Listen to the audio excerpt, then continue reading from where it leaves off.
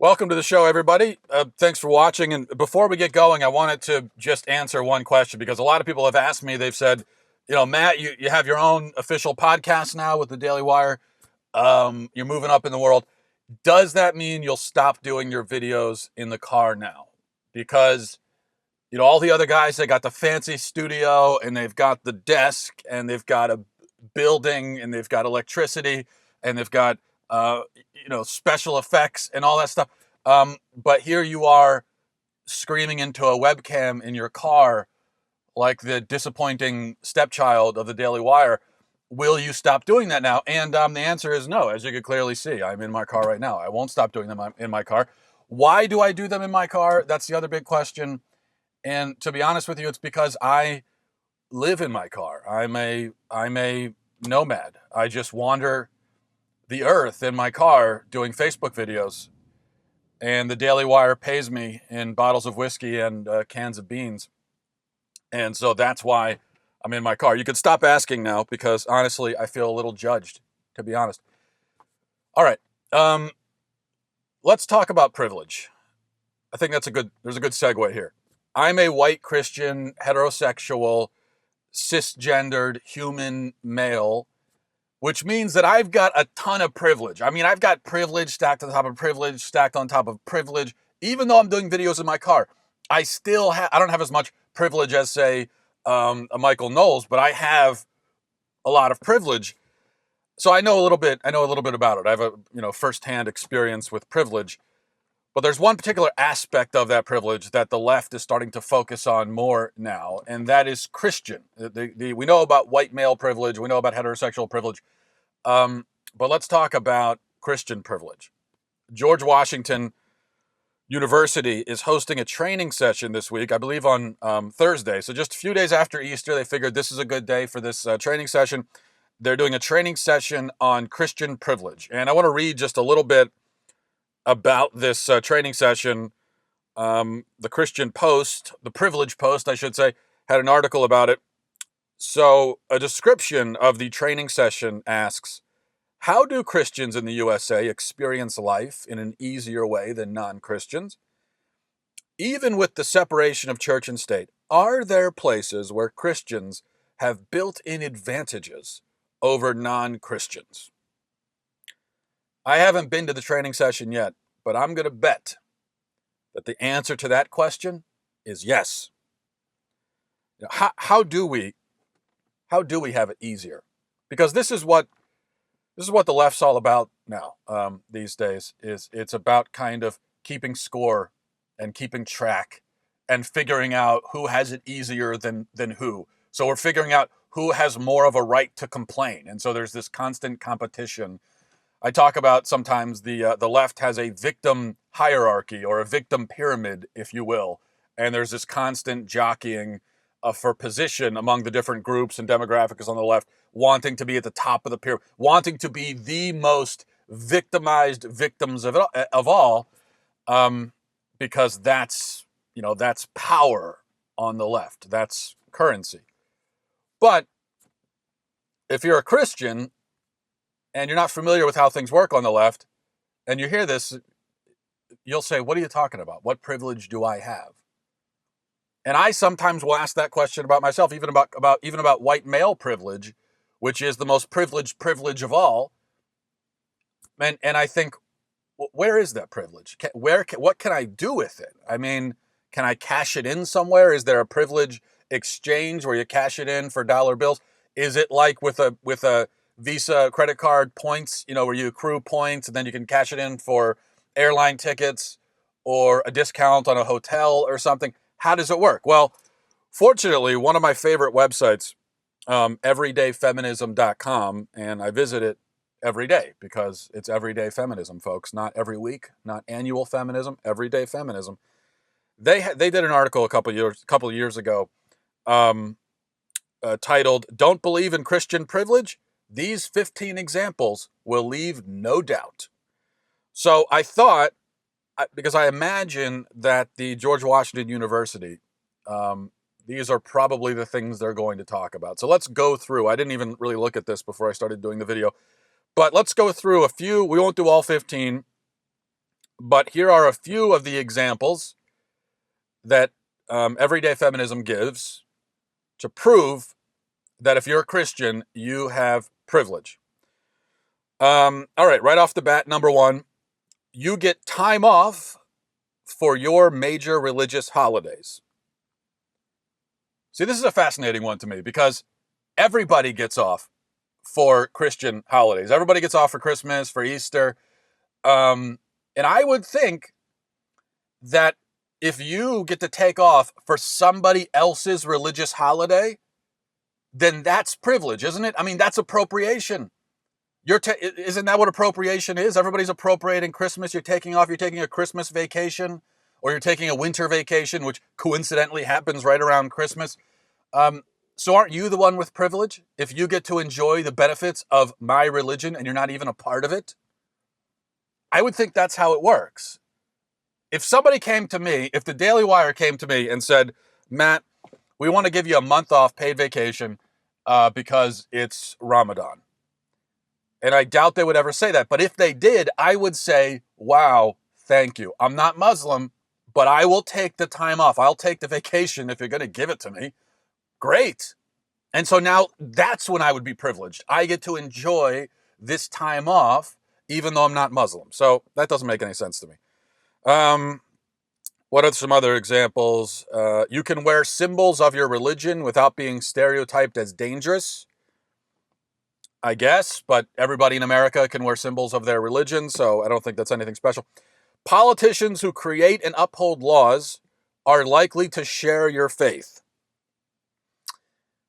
Well, except for the whole other major political party, the Democrat Party, which famously booed God at their convention and kicked God off their platform. I mean, the Democrat Party, one of their great projects is the destruction and suppression of Christianity and Christian morals in American society. So, yeah, except for them, except for the most anti-Christian political party in American history, except for those guys, yeah, the ones that were in charge for the last 8 years, yeah, except for them, I guess that's totally correct. Politicians who share your faith can base decisions on their religion. I guess, just like secular politicians can base their decisions on their secularism, atheist politicians on their atheism.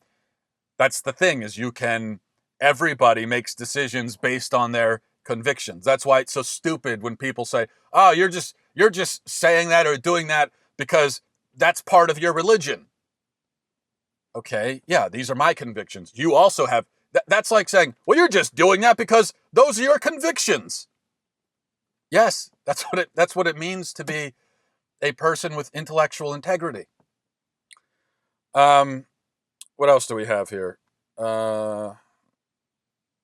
Your community can build and attend a place of worship without being targeted for violence.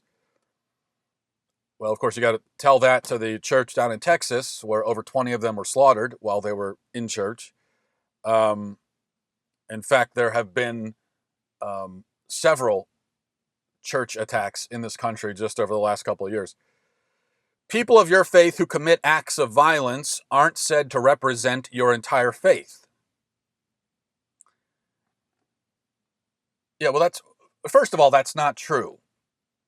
If anyone ever does commit violence in the name of Jesus Christ, you can bet that will certainly be taken and placed at the feet of all Christians. Okay, the anti-Christian people in this country love, if they can, to blame violence on Christians, and they always try to. But do you know why it's usually unsuccessful? Do you know why it usually doesn't work? Do you know why Christians usually aren't blamed for these acts of violence? Do you know why? Because Christians aren't the ones committing acts of violence in the name of their religion. Christians aren't the ones committing terrorist acts. That's why we don't get blamed for terrorism as much, because we aren't doing it. So if you want to call that privilege, then yeah, sure. We are a religion that doesn't have the same propensity to create terrorists. You can expect your children to have many teachers who share your faith. Yes, of course, public school is this bastion of Christianity. We all know that, of course. You're not pressured to celebrate another religion's holidays. We'll just leave it there. I Let me just clarify that for anyone who maybe feels pressured to celebrate Christian holidays. You are not pressured. We are not pressuring you. In fact, our complaint goes the other way. We don't like how Christmas has been taken and secularized and taken by secular people and just turned into this non-religious holiday. We aren't pressuring you to celebrate Christmas at all. If you're not Christian, we're totally fine if you don't celebrate Christmas. I have never heard any Christian person complain that there aren't enough non-Christians celebrating Christmas. So you're totally cool not to celebrate it. This is the interesting thing about privilege. Because it seems to me that Christians are the ones, who live in a culture that is basically against them. Christians are the ones who don't have the right to run their business as they see fit in this country. Christians can be forced to make a product or perform a service for something that they find morally objectionable. Only Christians are targeted for that. It doesn't happen to anybody else. It's not happening to atheists. It's not happening to Muslims, very conspicuously. Even though they have the same beliefs when it comes to homosexuality, Muslim businesses aren't being targeted. This is Christian businesses. So, no, it's only Christians being targeted in that way. And then all these other examples of privilege are just fantasies. They're just delusions. But do I believe that Christians have privilege in America? And the answer to that is yes, absolutely. Sure, we're privileged. American Christians are privileged because everybody in America is privileged.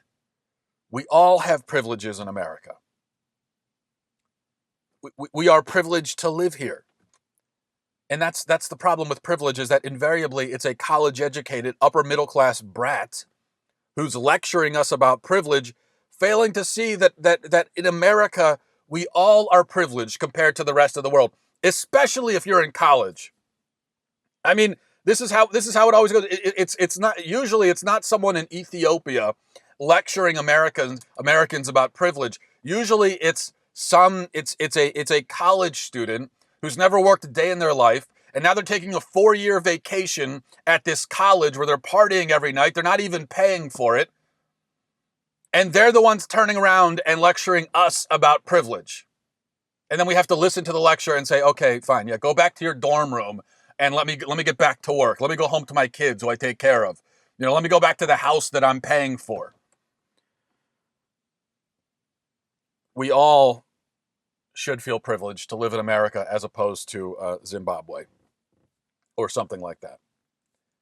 In fact, I don't feel ashamed of our privilege, because our privilege comes from the fact that we have, we are a relatively free and prosperous country. My shame, I don't feel ashamed of that. My shame comes from the fact that we are less free and less prosperous, and therefore we have less privilege today than we did in the past. Because these are privileges that were fought for and won and earned by our ancestors and handed to us, and we've been in the process of squandering them. So don't be ashamed of your privilege, the privilege that was given to you by your ancestors and the people who founded this country. Be ashamed of the fact that you have less of it now than you should, because you squandered it. And it's not just us. I also go back to the baby boomers. I mean, this has been a process of squandering our privilege that's been going on for a couple of generations now. So we all have privilege. But if you want to single out Christians and use this term Christian privilege, well, that's a problem, because across the world, across time, across history, Christians are among the least privileged people. Even now today, Christians are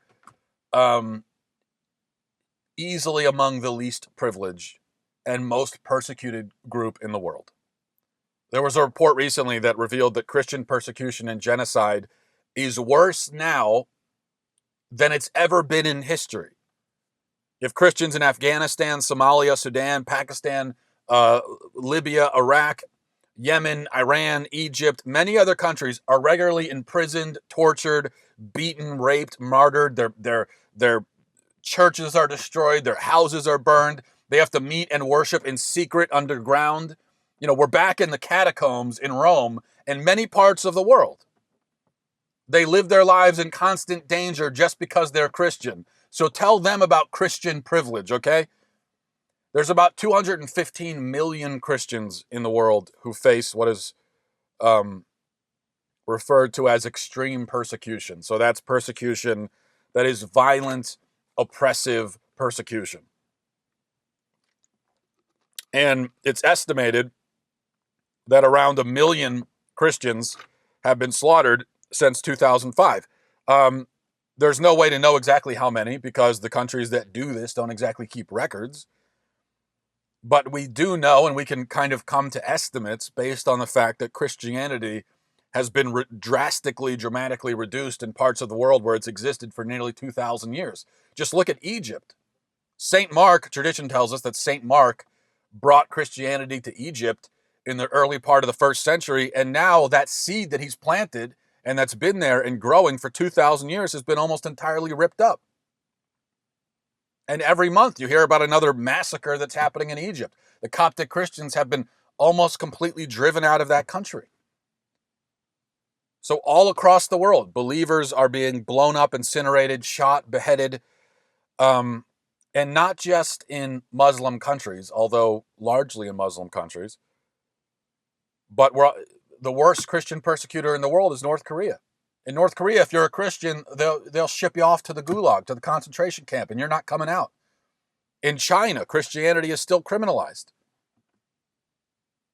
So again, tell them about Christian privilege. Maybe invite some of them to your seminar on Christian privilege because they'll be fascinated to learn about it. It will be news to them. I'll tell you that. Now, there are many examples of this persecution of Christians across the world. I wanted to point to just one while we're on the subject because I think this is a particularly powerful and tragic, but also quite common example of the persecution they face. This was a year or two ago in Egypt. There were a group of Coptic Christians. They were on buses, headed to a monastery in the desert to pray. They were on a pilgrimage. And this is a dangerous thing to do in Egypt. Whereas in this country, a Christian can get in his car, drive to church on Sunday, 10 minutes down the road, and there's not going to be any Islamic militants patrolling the area ready to put a bullet in their heads and make slaves of their children. That's the case in Egypt. And yet, Christians in this country still can't be bothered to get up and go to church, even though there's nothing at all stopping them. So they are privileged in that way, in the way that we all are privileged in America. But these Christians, they knew the risks and they did it because they felt compelled spiritually. And the buses were stopped by these Muslim militants, and they boarded the buses. But they didn't just shoot indiscriminately and kill everybody on the bus. Instead, they pulled the people out of the bus and they interrogated them. And they asked them first, "Are you Christian?" And then they asked them, or demanded rather, that they renounce Christianity and convert to Islam. So basically, these martyrs and all the ones that died, they all were martyred, including the children. These martyrs had to choose martyrdom twice. Because just imagine, they've got the gun to their head and they're asked the first question, "Are you a Christian?" They have to summon all this courage to say yes. And they probably imagine that they'll be killed right there, that as soon as they say yes, that's it. But then they're told, okay, convert to Islam. And now they have another chance to kind of back away and save their lives and take the cowardly way out. And they have to summon all that courage once again and look these people in the eye holding guns to their heads and say no. And I think it's pretty powerful that in this permissive age that we live in this permissive culture, in a culture where Christians are, in our culture anyway, are terrified of saying no to anyone about anything. They won't say no to anything. I mean, this is the age of tolerance and acceptance and welcoming and permitting. So how powerful is it that the word that made these Christians into martyrs was no? I think there's a lesson we could take from that.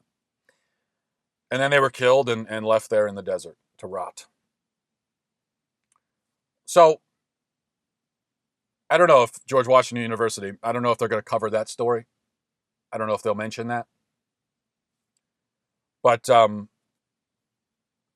if you're trying to create this image of a privileged Christianity, of a Christianity that has power and wealth and a Christianity, an oppressive Christianity, a Christianity that's out there oppressing the world. If you want to believe that, it requires you to never look beyond your own borders. All these people in college who pretend to be so worldly and hey, let's learn about other cultures. They know nothing about the world. They know nothing about other cultures. Because when you go into that pursuit, when you pursue knowledge about the world, yet you're hampered by your bigotries, by your anti-Christian bigotry, and you have this narrative that you're trying desperately to protect, this narrative of the privileged Christian, of the oppressive Christian. Well, when you have that there, and that's the blinder, and then you go out and you try to learn about the world, you can't learn anything. Because everywhere you turn, once you leave the borders of this country, everywhere you turn, you find evidence to the contrary. You find that Christians are being killed and slaughtered and martyred. And also, by the way, Christians are in every nook and cranny and crevice of this world, helping people, ministering to them, feeding the poor, treating the sick. It's Christians doing that. It's not atheists. Okay, there aren't millions of American atheists all across the world in all of these godforsaken, impoverished, dangerous places, setting up hospitals and missions and helping people and feeding them. It's not atheists doing that. It's Christians all across the world. But if you want to believe in the privileged Christian, you also have to ignore that fact as well.